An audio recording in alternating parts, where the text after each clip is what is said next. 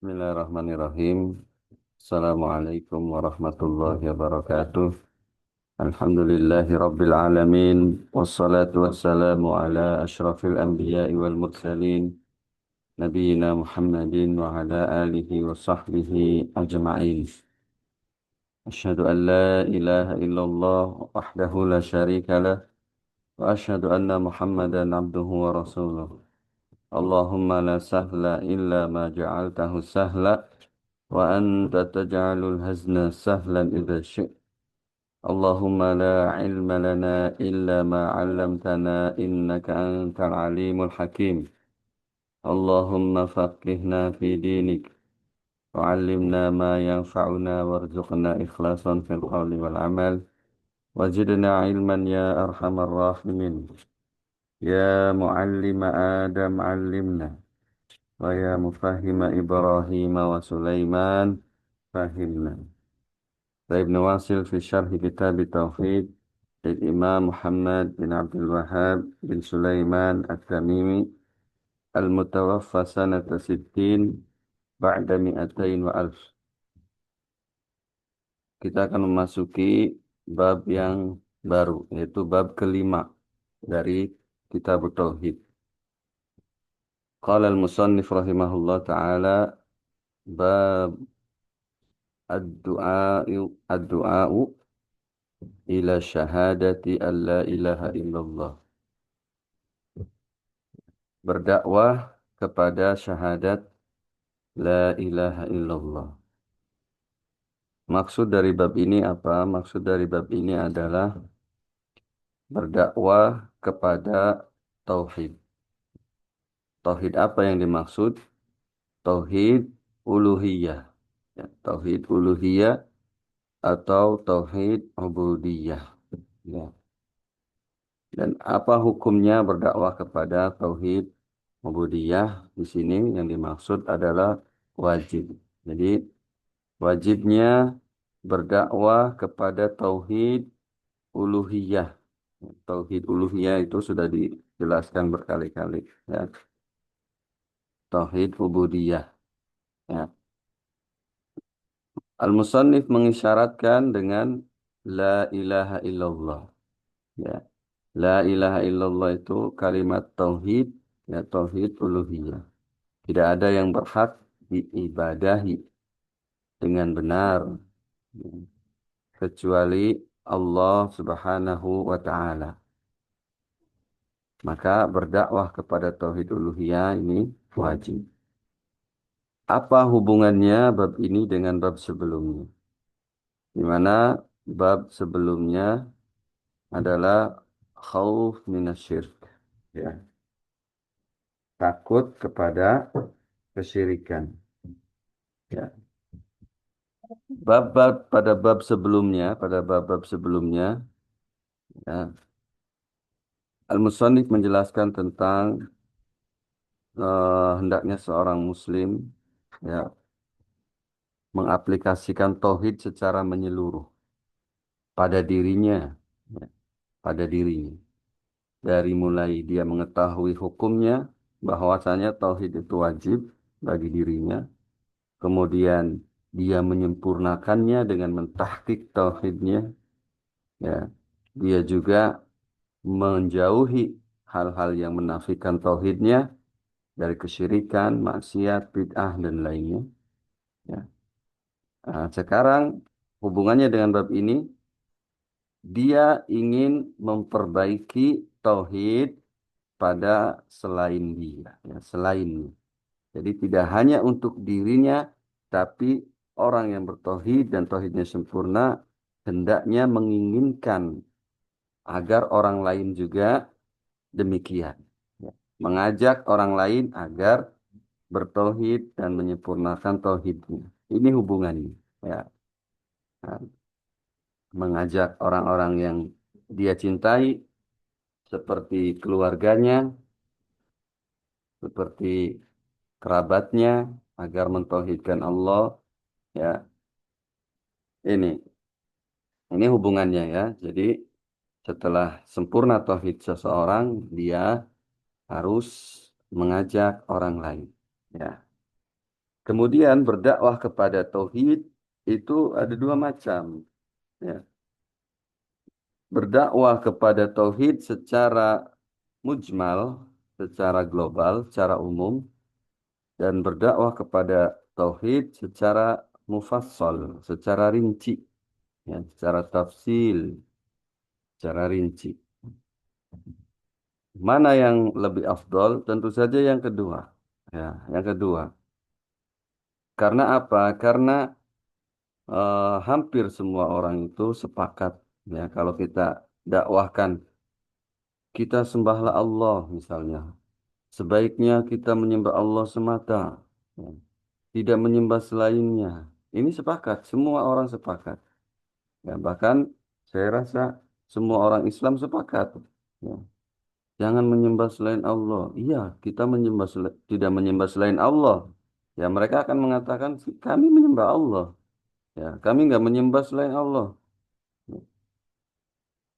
Jadi seperti itu. Kalau berdoa kita berdoa kepada Allah saja. Iya, kami berdoa kepada Allah. Sepakat semuanya. Nah, ini orang-orang yang berdakwah kepada tauhid secara mujmal ini bisa diterima dimanapun, ya. Dan orang-orang pun semua sepakat. Tetapi ketika kita merinci, ya, ketika kita merinci bahwasanya ketika kita memalingkan ibadah kepada selain Allah, maka itu hukumnya jatuh kepada kesyirikan. Lalu kita sebutkan apa saja ibadah itu. Ya, ibadah misalnya ibadah hati, ibadah badan, ya, ibadah badaniyah, ibadah qalbiyah, ibadah hati, ya, dan lain-lainnya kita jelaskan ibadah-ibadahnya. Kemudian kepada selain Allah itu siapa kita jelaskan secara rinci. Selain Allah itu siapa kita jelaskan secara rinci. Nah, setelah itu barulah dia akan menyadari dengan ilmunya bahwa oh, selama ini yang saya lakukan ternyata begini, ternyata menjurus kepada kesyirikan. Ya. Saya kira saya sudah selamat dari hal itu. Ya. Karena banyak sekali ya orang-orang itu mengaku sudah bertauhid, sudah mengerti, sudah paham akan tauhid, tetapi perbuatannya itu tidak menunjukkan orang yang bertauhid. Ya, bahkan kadang dia terjatuh kepada kesyirikan tanpa dia sadari. Karena dia hanya mengetahui tauhid itu tidak menyembah selain Allah itu saja, secara mujmal. Dia menyembah Allah, tidak meyakini ini dan itu gitu. Secara mujmal saja. Banyak yang terjatuh seperti ini. Makanya dengan belajar tauhid secara rinci, ya, ilmunya nanti yang akan menyaring, ya. Perangkat pembelajaran yang ada pada manusia itu kan sam'a wal basar wal fuad. Ya. Kata Allah, inna sam'a wal basara wal fuada. Jadi itu perangkat pembelajaran. Pendengaran, ya, dia sudah mendengarkan penjelasan tauhid secara rinci dari guru. Kemudian penglihatan, dia sudah melihat dalil-dalilnya dengan matanya. Ya. Tinggal hatinya yang mengolah. Ya. Oh, ternyata selama ini saya tuh terjatuh kepada kesyirikan. Maka dia segera bertobat. Ya. Atau dia eh, keras kepala. Ya. Hatinya menolak dan lain-lain. Itu masalah masalah dirinya dengan Allah Subhanahu wa taala. Jadi ini juga penting, ya. Dakwah kepada tauhid itu sangat penting secara rinci atau mufassal. Jadi ini qala al-musannif rahimahullah taala wa qaulullahi taala, firman Allah taala. Jadi di sini ada tiga dalil, ya. Musannif akan menurunkan tiga dalil tentang wajibnya berdakwah kepada tauhid uluhiyah. Dalil yang pertama, adalah firman Allah Subhanahu wa taala dalam surat Yusuf ayat 108. Ya. Allah berfirman, "Qul hadhihi sabili ad'u ila Allahi ala basirah ana wa manittaba'ani." Al-ayat. Qul. Ya, setiap ada kata qul dalam Al-Qur'an, ya, maka ini Allah memerintahkan kepada Nabi kita Muhammad Sallallahu Alaihi Wasallam untuk mengucapkan. Ya. Jadi kalau qul ini diterjemahkan dengan katakan wahai Muhammad. Ya, ini lebih tepat. Qul, katakan wahai Muhammad, hadhihi sabili, inilah jalanku. Ya, Nabi Muhammad diperintahkan oleh Allah untuk mengatakan inilah jalanku. Ya. Apa jalan beliau? Apa jalan beliau? Jalan beliau adalah ad'u ilallahi ala basirah. Saya mengajak kepada Allah, saya berdakwah kepada Allah di atas ilmu. Ya, di atas ilmu. Saya dan orang-orang yang mengikuti saya. Ya, ana wa manittaba'ani. Mengajak kepada Allah, berdakwah kepada Allah. Sebesar-besar dakwah kepada Allah adalah tauhid. Ya, sebagaimana yang sudah dijelaskan di usul salasa. Wa a'zamu ma amarallahu bihi tauhid. Sebesar-besar yang Allah perintahkan adalah tauhid. Oleh karena itu Nabi Muhammad SAW di periode Mekah, ya, selama 13 tahun beliau berdakwah, mendakwahkan tauhid. Beliau mendakwahkan tauhid di Mekah. Belum di belum dijelaskan tentang sholat, tentang zakat, tentang jihad, tentang haji, belum. Ya, pertama-tama, ya, yang beliau dakwahkan adalah tauhid. Sudah dijelaskan juga di usul salasa. Ya ayyuhal mudaththir kum fa'anzir wa rabbaka fakabbir wa siyabaka fatahhir. Ya. Wa rabbaka fakabbir ay a'zimhu bitauhid maknanya. Agungkanlah dengan mentauhidkan. Wa siyabaka fatahhir, dan bersihkan pakaianmu, maksudnya ya, tahhir amalaka anisyirk. Bersihkan, sucikan amalan-amalanmu dari syirik. Ya, ini sudah jelas. Mana sisi pendalilannya wajib berdakwah kepada tauhid uluhiyah? Ya. Kenapa di sini kita tangkap tauhid uluhiyah?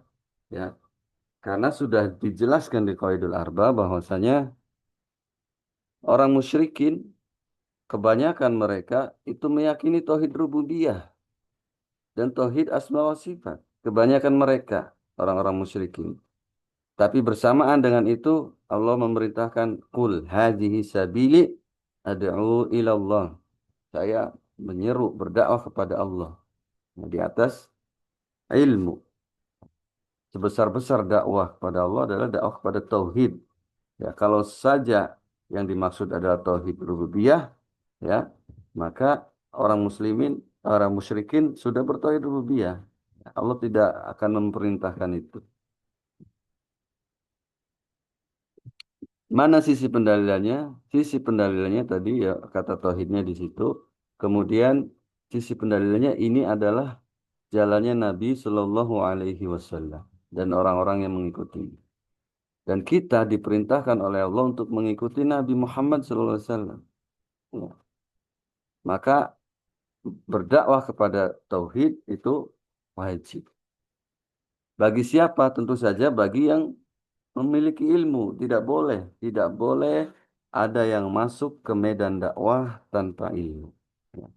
Tidak boleh ada yang berdakwah tanpa basirah, tanpa ilmu. Ya. Harus berdasarkan ilmu. Jadi dari sini kita mengetahui bahwa kondisi orang-orang beriman itu, kondisi orang Islam itu bertingkat-tingkat. Ada yang dia beriman, ini bagus. Ya. Dia pun ngikutin Nabi SAW. Dia mengikuti Nabi karena Nabi beriman. Nah, dia beriman, tapi dia tidak berilmu. Ya, ini bagus. Ada yang tingkatan di atasnya. Dia beriman, dia juga berilmu. Nah, ini juga pengikut Nabi. Ya, karena Nabi beriman dan berilmu. Ada juga yang di atasnya, tingkatan di atasnya yaitu dia beriman, dia berilmu, dia juga berdakwah. Nah, ini tentu lebih dekat dengan Nabi Shallallahu Alaihi Wasallam.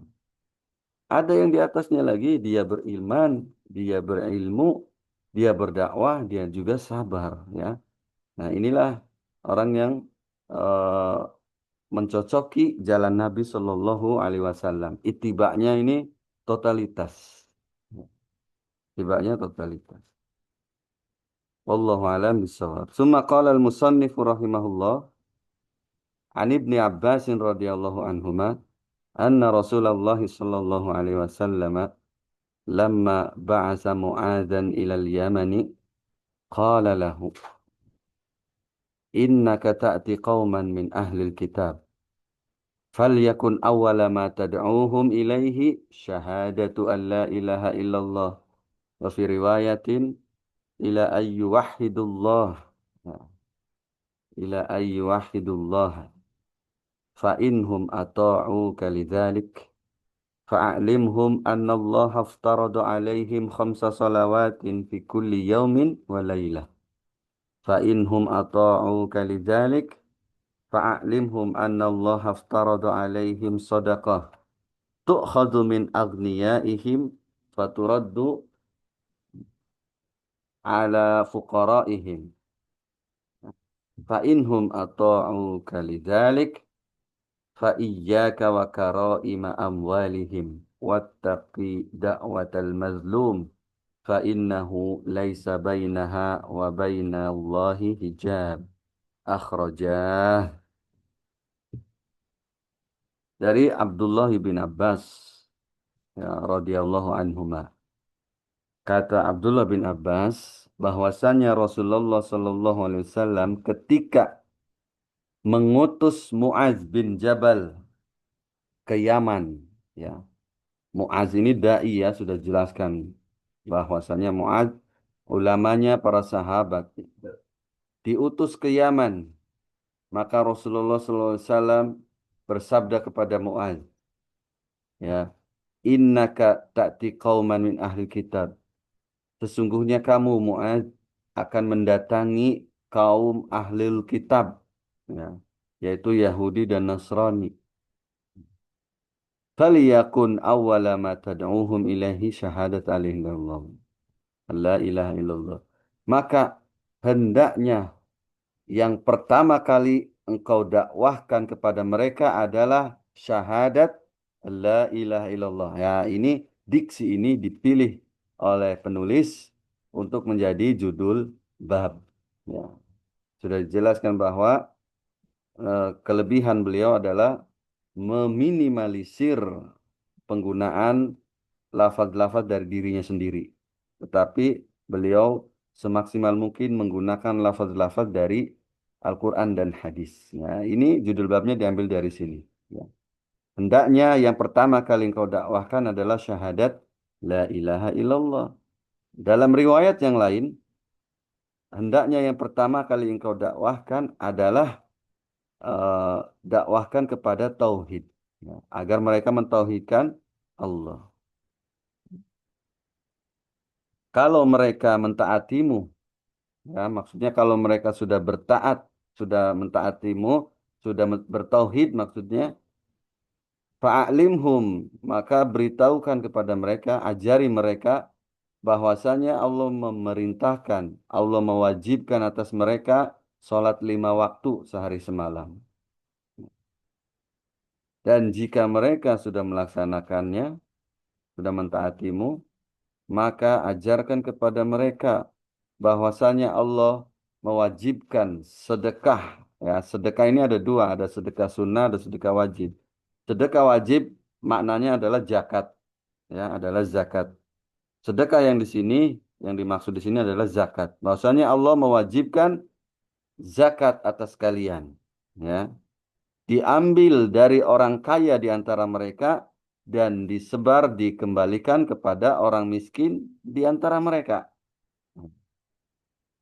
Nah, ini dalil bahwasanya kalau ada orang yang berzakat misalnya nih di kompleks, di perumahan itu atau di desa tersebut ada orang kaya mau berzakat, maka jangan jangan salurkan zakatnya di luar sana yang jauh. Cari dulu orang miskin di sekitar kita, ya, kasih di situ zakatnya. Ini dalilnya. Karena diambil dari orang kaya mereka, dikembalikan ke orang miskin mereka. Kalau mereka sudah mentaatimu, wahai Muaz, terhadap yang demikian, maka hendaknya kamu hati-hati mengambil harta terbaik mereka. Jangan kamu ambil harta terbaik mereka. Ambil harta yang pertengahan saja, kata Nabi SAW. Takutlah kamu kepada doanya orang yang dizolimi. Karena doanya, karena di antara orang yang dizolimi dengan Allah itu tidak ada tidak ada pembatas, tidak ada sekat. Jadi doa orang yang dizolimi itu mustajab. Akhrojah. Apa yang dimaksud akhrojah? Kalau kita menemukan di sini di kitab Tauhid akhrojah, maka maknanya diriwayatkan oleh Bukhari dan Muslim. Ya. Karena ini bentuk mustanna, ya, akhrojahu. Ya, dikeluarkan oleh keduanya. Siapa keduanya? Ya, tentu Bukhari dan Muslim. Ya, kalau yang beliau maksud akhraja itu Bukhari dan Muslim. Atau kita sebut muttafaqun alaihi. Ya. Mana sisi pendalilan di sini? Sisi pendalilannya di sini adalah pada lamul amr di sini nih. Saya kasih kuning-kuning. Saya kasih stabilo ya. Nih, ya, lamul amr yang di depannya apa sebelum fiil mudhari. Faliyakun. Ya, ini lamul amr dan lamul amr ini perintah. Ya, maka perintah itu hukumnya wajib. Maka hendaknya yang pertama kali kamu dakwahkan kepada mereka, wahai Muaz, adalah tauhid. Ya, ini menunjukkan kepada kita bahwa tauhid itu dakwah yang pertama kali, seruan yang pertama kali kita serukan. Tidak sekedar kepada ahlul kitab saja seperti Mu'adz ya. Tapi kepada orang Islam pun, orang Islam dalam tanda kutip ya, orang yang tidak pernah belajar agama, tidak pernah sholat, selalu bermaksiat, ya nggak tahu apa itu halal haram. Dakwahnya yang pertama kali adalah dakwah kepada tauhid. Tentu saja secara rinci, jangan secara mujmal. Nah, hatamkan dulu usul salasah, hatamkan fadul arba, kitabut tauhid.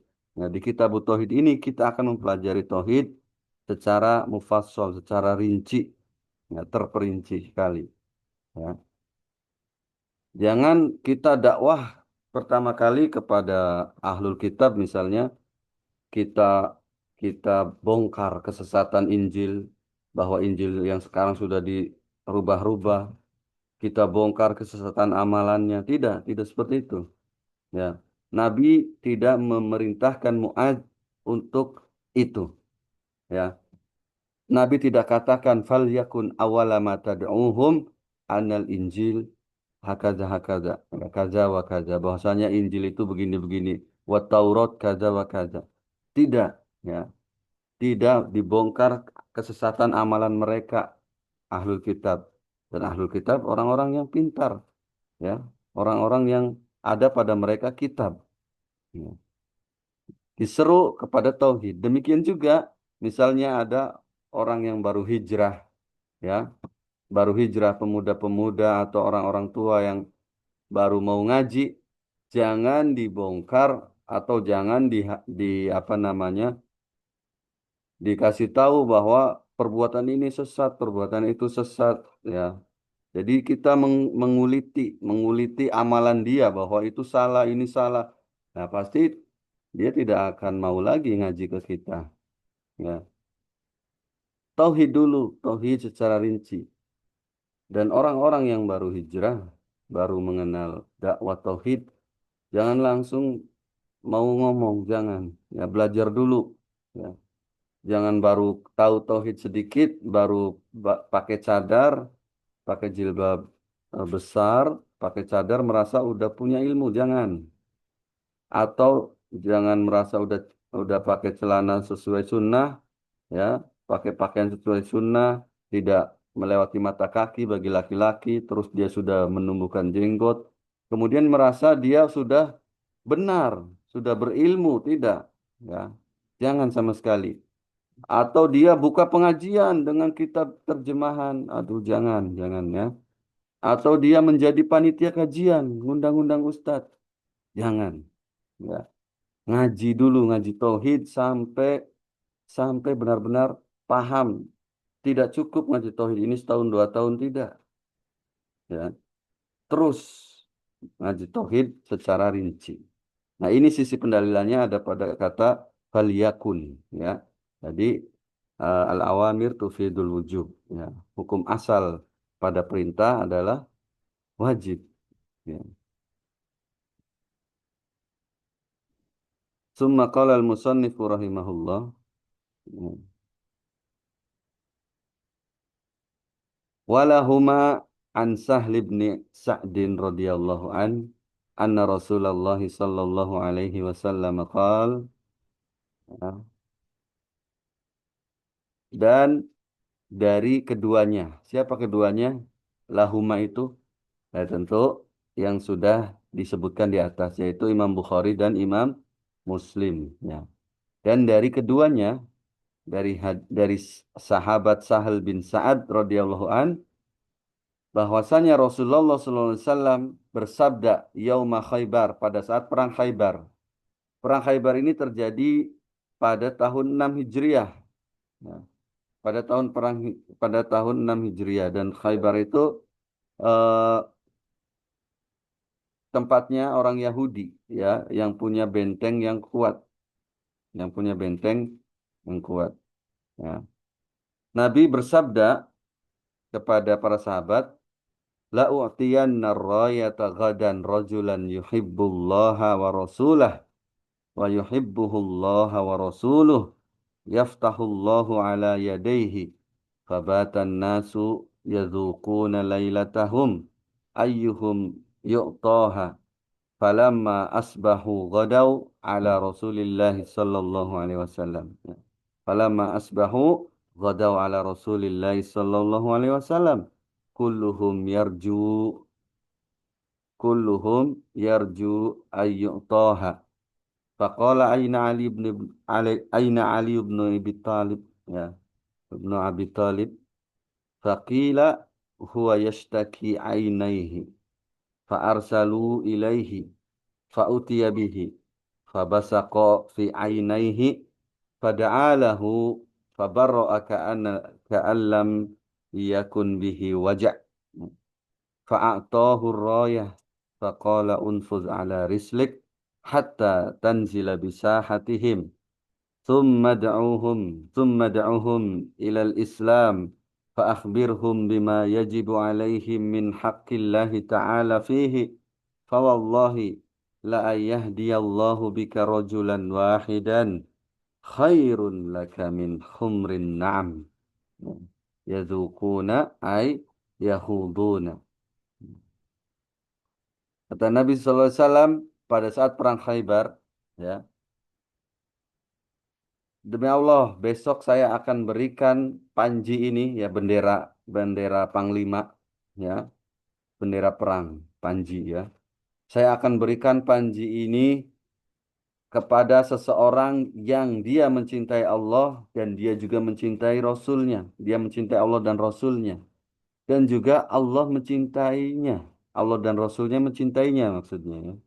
Jadi dia mencintai Allah dan Rasulnya, Allah dan Rasulnya mencintainya. Ya. Akan Allah menangkan melalui tangannya Khaybar besok, kata Nabi SAW. Ya. Ini sudah ada jaminan bahwa besok perang akan dimenangkan oleh kaum muslimin. Ya. Jadi sahabat itu udah yakin. Fabatan nasu yadzuquna lailatahum. Maka manusia, yaitu para sahabat, melewati malam mereka dengan berdiskusi, bergadang, ya, bergadang mendiskusikan siapa yang akan diberikan panji itu, ya, siapa sih orangnya. Maka ketika subuh tiba, ketika subuh hari, ya, mereka pun setor muka, ya, maksudnya nongol ke Rasulullah SAW, berharap mereka yang akan dikasih, ya, berharap mereka yang akan diberikan panji itu, ya. Maka Nabi pun mencari di antara mereka, mencari seseorang. Lalu beliau bersabda, mana Ali bin Abi Thalib? Ya. Di mana Ali bin Abi Thalib? Maka mereka menjawab, ya, dijawab, dia lagi sakit matanya. Ya. Ali lagi sakit matanya. Nah, maka Nabi SAW memerintahkan untuk memanggilnya. Fa'arsalu ilaihi. Ya, maka para sahabat pun mengutus beberapa orang kepada Ali untuk membawanya kepada Nabi SAW. Ketika sudah di hadapan Nabi SAW, Nabi meludahi kedua mata Ali bin Abi Thalib, ya, fabasaqa fi ainaihi, sambil berdoa pada Allah. Ya. Jadi diludahi matanya. Fabarro'a, maka seketika itu penyakitnya hilang, ya, sakit matanya itu hilang, seakan-akan tidak pernah sakit dia itu. Maksudnya seakan-akan dia itu bukan orang yang habis sakit, ya. Maka Nabi pun memberikan panji itu kepada Ali bin Abi Thalib, ya, sambil bersabda, ya, unfud ala rislik, berjalanlah perlahan, ya, ke Khaybar, maksudnya ke negeri Khaybar, ke kampung Khaybar. Berjalanlah perlahan sampai kamu sampai di Sahatihim. Saha itu tempat lapangan sebelum desa, ya. Jadi sebelum masuk desa itu ada tempat lapang di situ. Ya, berhenti di situ, kamu berhenti di situ, kemudian utus seseorang, ya, untuk mendakwahkan Islam. Ya, utus seseorang untuk mendakwahkan Islam. Jadi tidak benar kalau dikatakan bahwa Islam itu keras, ya. Islam itu tersebar melalui peperangan. Memang ada, iya, Islam tersebar melalui peperangan, tapi perang itu adalah opsi paling terakhir, ya, bagi umat Islam. Ini buktinya, ya. Jadi utus dulu seseorang, ajak mereka kepada Islam. Kalau mereka mau Islam, ya sudah, aman semuanya. Tidak ada peperangan. Ya. Maka kabarkan, kata Nabi SAW, kabarkan kepada mereka apa saja yang Allah wajibkan atas mereka dari hak Allah Ta'ala. Apa hak Allah? Sudah dibahas di eh, hadis Mu'adz, ya. Ketika Mu'adz bonceng di, di himar, ya. Kata Nabi SAW, wa haqqullahi 'alal ibad, dan hak Allah atas hamba adalah Allah diibadahi dan tidak disekutukan. Yaitu Allah diibadahi oleh hambanya, tidak disekutukan. Apa itu hak Allah? Maksudnya tauhid. Ya. Akhbirhum bima yajibu alaihim. Nah, berarti yang pertama didakwahkan adalah tauhid. Ini sisi pendalilan. Ya. Maka demi Allah, wahai Ali bin Abi Thalib, kata Nabi SAW, kalau ada seseorang yang mendapatkan hidayah dengan perantaramu, itu lebih baik daripada onta merah, kata Nabi SAW. Onta merah itu mungkin bagi kita tidak spesial, ya, tapi bagi mereka di zaman itu, onta merah itu adalah kendaraan yang langka, kendaraan yang langka. Tidak semua orang mendapatkannya, bisa mendapatkannya, dan onta merah itu eh, simbol kekayaan, ya, mengangkat status sosial seseorang dengan memilikinya. Mungkin kalau di zaman sekarang, ya, mungkin mobil, ya, mobil atau jet pribadi lah misalnya, ya.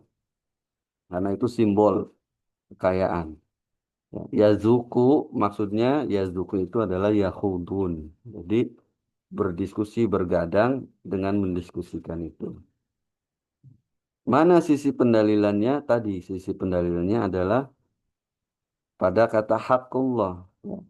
Akhbirhum, ini perintah juga, kabarkan pada mereka. Ini sisi pendalilannya. Jadi eh, perang itu merupakan opsi terakhir sebelum sebelum dakwah. Ya. Ini nanti kita akan bahas lebih lanjut di masailnya ya, di masail bab yang kelima. Ya. Di masail bab yang kelima kita insya Allah ada 30 poin ya. Mudah-mudahan bisa diselesaikan dalam satu pembahasan, dalam satu majelis. Ya. Ini saja yang bisa saya sampaikan. Saya rasa cukup sampai di sini. Ya, nas'alullah ta'ala ayyu'allimana mimma yanfa'una wa ayyanfa'ana bima 'allamana innahu waliyyu dzalika wal qadiru alaih. Subhanaka Allahumma bihamdik asyhadu an la ilaha illa anta astaghfiruka wa atubu ilaik. Wassalamualaikum warahmatullahi wabarakatuh.